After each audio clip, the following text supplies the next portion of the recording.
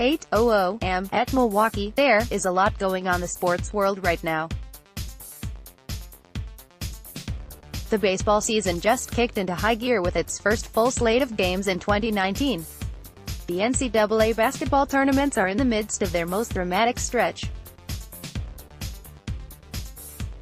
The NBA is nearing the end of its regular season, with several teams jockeying for playoff position and players vying for postseason awards. With so much activity, those of you reading this from beyond the chilly but lovely environs of the upper Midwest might have missed this. Thursday was one of the most memorable sports days in the history of one of our most venerable sports towns. Brewtown, Cream City. Milwaukee, a city so gritty that Teddy Roosevelt once spoke for 90 minutes on one of its streets after he had been shot by a would-be assassin. These are red-letter days for Milwaukee sports, and, for once, that collective euphoria has nothing to do with the Green Bay Packers.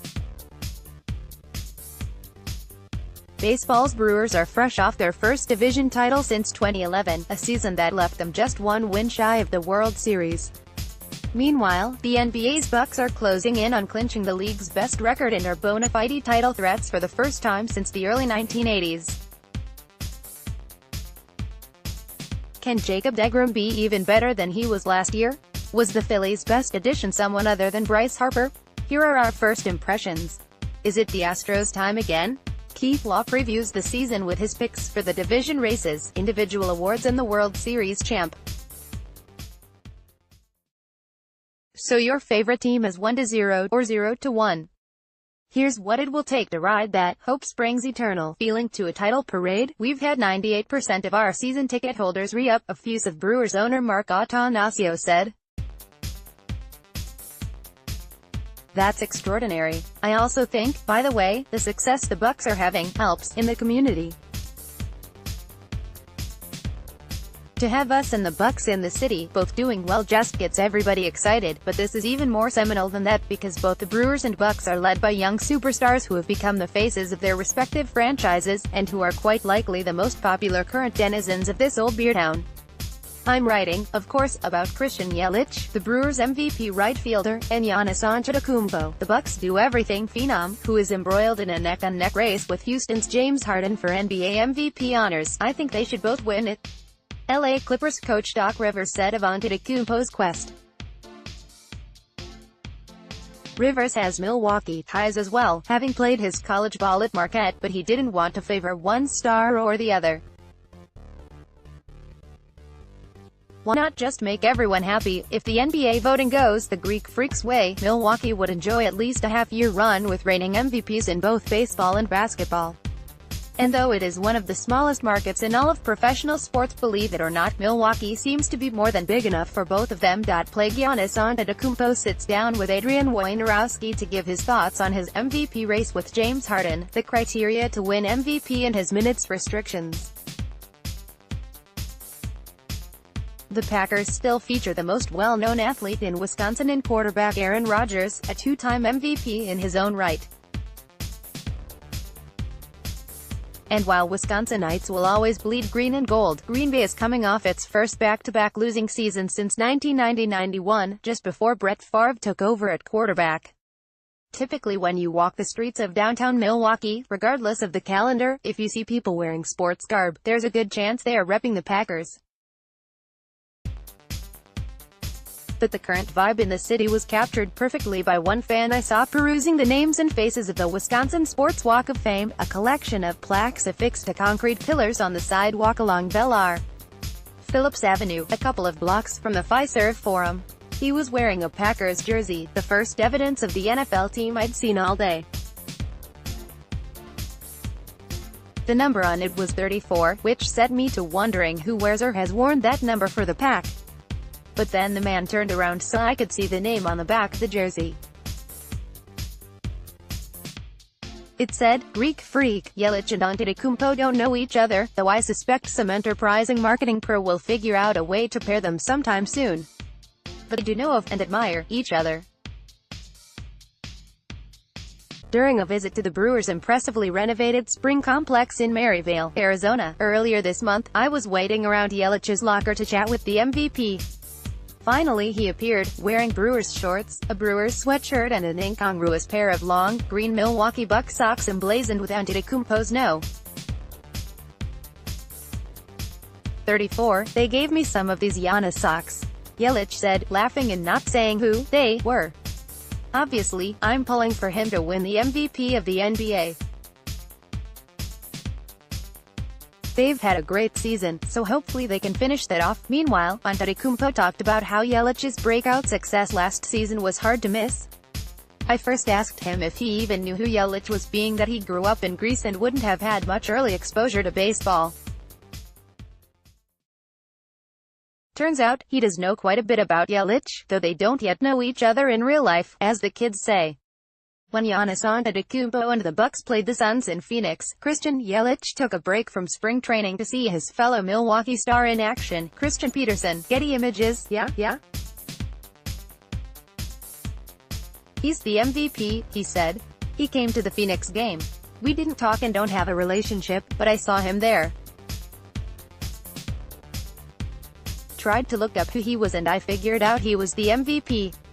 Then I started realizing he had like billboards all over Milwaukee. Tried to follow up a little bit learning about the Brewers. If Antetokounmpo lands his MVP award, it wouldn't be the first time a city has had reigning MVPs in both sports. Because the NBA announces its award during the middle of the baseball season, the definitions can get a little convoluted. So let's focus on occurrences that would match this one. In other words, here are the instances in which the NBA gave its MVP award to a player from a city that also had a reigning baseball MVP at the time. Calendar year City League MVPs: 1980 Los Angeles, Don Baylor, Angels; Kareem Abdul-Jabbar, Lakers; 1981 Philadelphia, Mike Schmidt, Phillies; Julius Erving, 76ers; 1988 Chicago, Andre Dawson, Cubs; Michael Jordan, Bulls; 1989 Los Angeles, Kirk Gibson, Dodgers; Magic Johnson, Lakers; 2018 Houston, Jose Altuve, Astros; James Harden, Rockets, with Houston celebrating both Jose Altuve and Harden last season. During the months between when Harden was honored by the NBA in June and Altuve relinquished his award to Boston's Mookie Betts in November, obviously it hasn't been long at all since this has happened. Still, it's a rare thing and, strangely enough, when it has happened before, it has happened in back-to-back years. That's only a coincidence, but if you are the type to seek omens, that certainly has to help Antetokounmpo's fortunes. Both players admitted that, yeah, it would be pretty cool if that happened, that'd be great. Yelich said, "It's an amazing sports town with amazing sports fans. I'm sure they'd be fired up."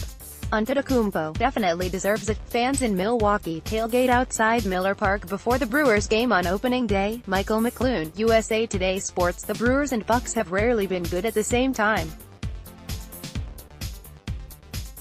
In fact, 2018 was the first calendar year in which both teams made the playoffs since it happened in back-to-back seasons in 1981-82. Other than 1981, 1982 and 2018, it has never happened. There was a 7-year stretch from 1992 to 1998 when neither team made the postseason. This history is well known around town in Milwaukee. I heard one bartender tell some Cardinals fans, "We are milking this while we can." Milk, though a staple of Wisconsin's image, was nevertheless not much on display early Thursday morning in the parking lots around Miller Park. Much more common was a particular carbonated yellow beverage, one that has a long history in Milwaukee. Located a few miles west of downtown, Miller Park is in kind of an odd, isolated location. It's also perfect for the Wisconsinites' favorite activity, tailgating. This is invariably the explanation I get every time I bring up the park's location. People want to tailgate. Selig used to say this, too, when he argued against putting Miller Park downtown. Can the Red Sox repeat? Can the Brewers top the Dodgers in the NL? We break down all 30 teams ahead of the 2019 season. Power rankings inside the park, and, yes, it was inside, as the roof was closed. The opening day ceremonies were familiar, as they should be, as the 149th season of Big League Baseball got underway. The Brewers employees, dressed up for the occasion, gathered for a group photo near home plate. The visiting street Louis Cardinals and the Brewers were both introduced, with Yelich's name easily drawing the loudest roar, before Atanasio Son sang the national anthem. Milwaukee's 4 franchise MVPs, Yelich, Ryan Braun, Rollie Fingers and Robin Yount, teamed up for the first pitch ritual, then posed together on the field. How many organizations have 4 MVPs that are still able to stand up? Yount quipped. And throw out a first pitch? And catch them? I think that's pretty cool. The Cardinals broke out to an early 3-0 lead, before Mike Moustakas got the Brewers on the board with a homer to center. One inning later, with 2 men on base, Yelich flashed his MVP form by launching a homer to dead center, giving the Brewers a lead they never relinquished. But they almost did. There were 2 out, none on, in the 9th. Vicious Brewers super reliever Josh Hader had mowed down 5 consecutive Cardinals, almost exclusively with fastballs that were waved at feebly. It was a shock when not only did pinch hitter Jose Martinez make contact, but sent a ball rocketing toward the fence in right center. In the press box, someone cursed out loud. It's that reflexive reaction a scribe gets when he knows the game story he's ready to send is about to become obsolete. I said a bad word. Brewers manager Craig Counsell joked, when asked about his reaction when Martinez connected. But Lorenzo Cain was tracking the ball from his position in center, closing in on it with his long strides. He reached the fence at the same time as the ball, leapt, and took the potential tying home run away from Martinez and the Cardinals. Yelich watched from nearby and thrust both arms into the air. Cain fired the ball skyward. Somehow, it ended up in the glove of Moustakas. It's a great way to start the year. Yelich said. That game had a little bit of everything in it. I don't know if there has been an ending like that on opening day. I can't remember there being one. It was fun to watch. Gave our team a little bit of a jolt right there. Afterward, the Brewers all talked about how the storybook finish meant that the magic that propelled them so far in 2018 is alive and well. And perhaps it is, but there is a reason they always say the baseball season is long. Because it is. Thursday was number 1 of 162. It's one the players, and the fans, will remember, but it's also kind of like 2018 never really ended. I was wrong, this looked like last year, said Counsell, who all spring has been emphasizing that this is a new year and last year has no bearing on this one. On the other hand, Yelich says to a certain extent that this is simply who the Brewers are, especially since the club returned a vast majority of its 2018 roster. I think we know our identity as a team, how we win games. Yelich said. That seems to be our formula.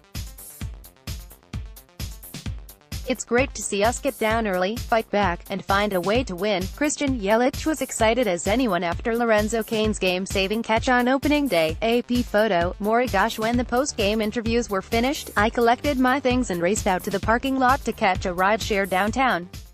It was still a madhouse outside of Miller Park, an hour plus after the game, and my driver kept saying, I didn't want to come out here.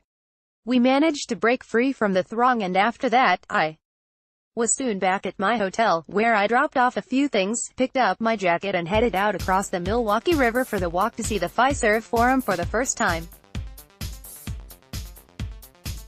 Passed by the old Bradley Center, which is in the early stages of being dismantled. I used to cover the NBA and would traipse up to Milwaukee from Chicago semi-frequently during Antetokounmpo's early seasons with the club. Once, during the Las Vegas Summer League, I spent a morning with him, tagging along with the True Hope crew to grab a little Q. As we walked through the high corridors of some casino hotel, picture a small bunch of sports media schlubs tagging along with a lean, 7-foot 20-year-old in basketball sweats. I got a glimpse of what it's like for an NBA player just to walk around. People simply can't look away. We all had breakfast together at one of Vegas' over-the-top buffets, and I remember several other guests asking me who Antetokounmpo was. I'd practiced pronouncing his name, which is a bit of a mouthful, so I was able to articulate it easily enough. No one had heard of him. Chances are, they know him now. I want to try do everything on the court. Antetokounmpo told me back then. I like Kobe Bryant, because he plays offense, but he plays defense, too. You can see the passion inside. I want to be that type of player. He has become that type of player. I always figured that whatever Antetokounmpo's potential was, he would reach it.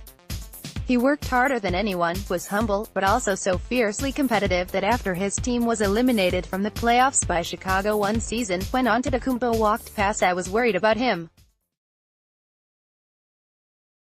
He was breathing heavily and was clearly seething to the point where he could barely control it.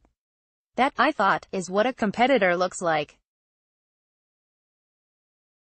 Antetokounmpo's potential was, of course, immense, as you'd expect for someone with his combination of body type, athleticism and wide array of skills.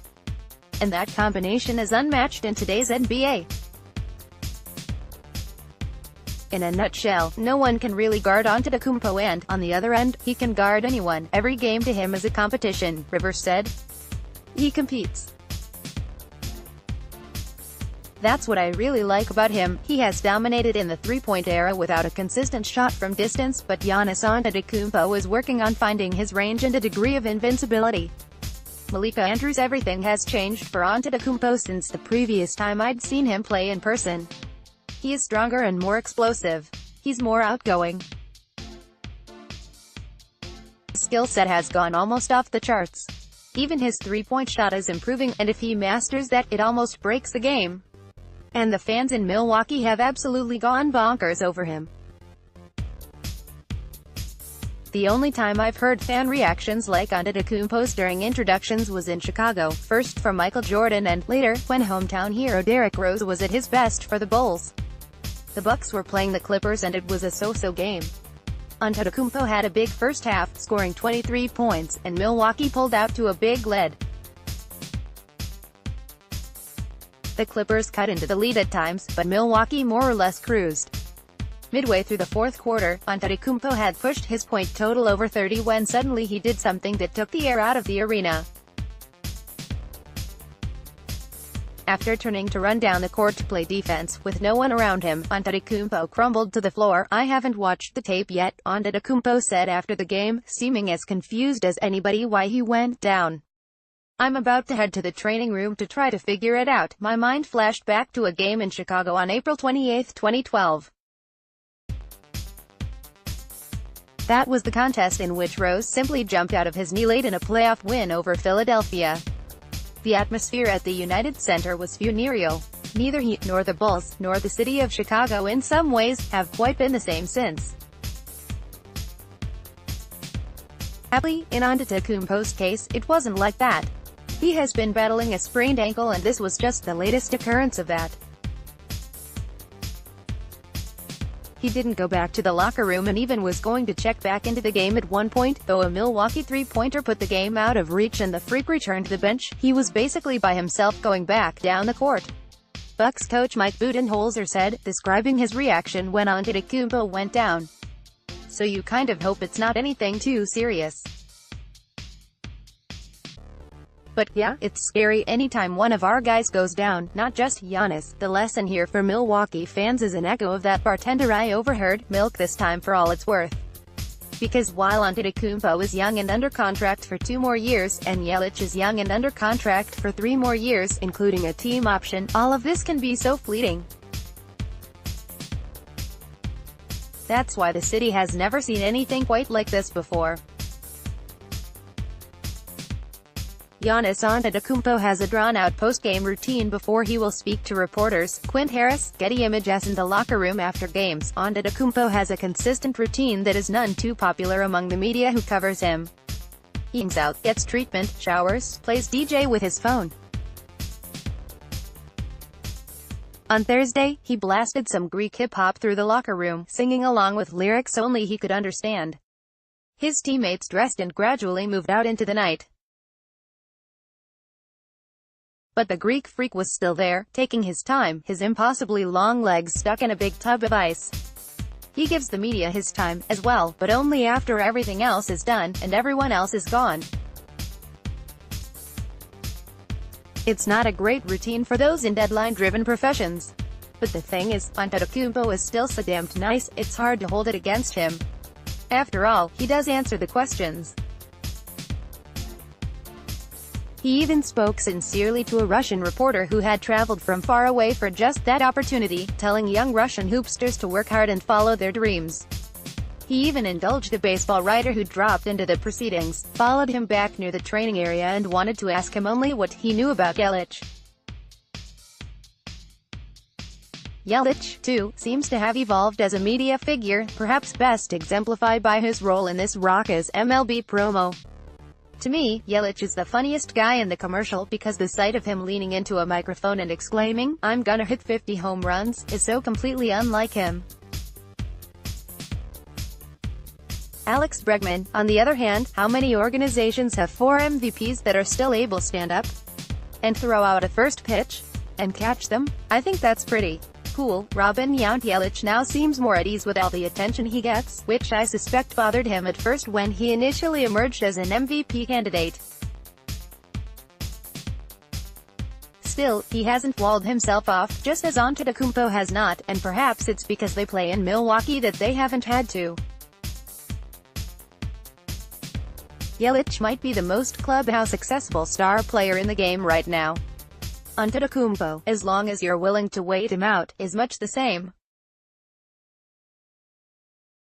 Harden ends up outpointing Antetokounmpo in the NBA balloting. Perhaps this Greek freak, Yelich MVP combo will never happen. Perhaps Milwaukee will not stake claim to Green Bay's moniker of Titletown, USA. That wouldn't change the fact that this too often overlooked city on the shores of Lake Michigan is currently home to a pair of the biggest stars in sports. Perhaps, one day, they'll even meet. Which powerhouse will rule the L? Can anyone top the Dodgers in a crowded NL race? We've got the new season covered with predictions, rankings, and more. For you, it's really exciting right now. Antetokounmpo said. The Brewers are starting and have the MVP. Milwaukee is excited about our new arena and new coaching staff. It's fun and exciting to be in Milwaukee right now. If there was one telling commonality between the two games in Milwaukee, on a late March day in the midst the city's salad days as a sports town, it was this: after Yelich homered, and every time he strode to the plate, the familiar chants of MVP, MVP, broke out. Later that night, when Antetokounmpo would step to the free throw line, those same magical letters would erupt from the Forum crowd: MVP. MVP, 3 little letters in sports that mean so much. In a few months, perhaps those letters will apply to both Yelich and Antetokounmpo, at the same time, in a city that is clearly in love with them both.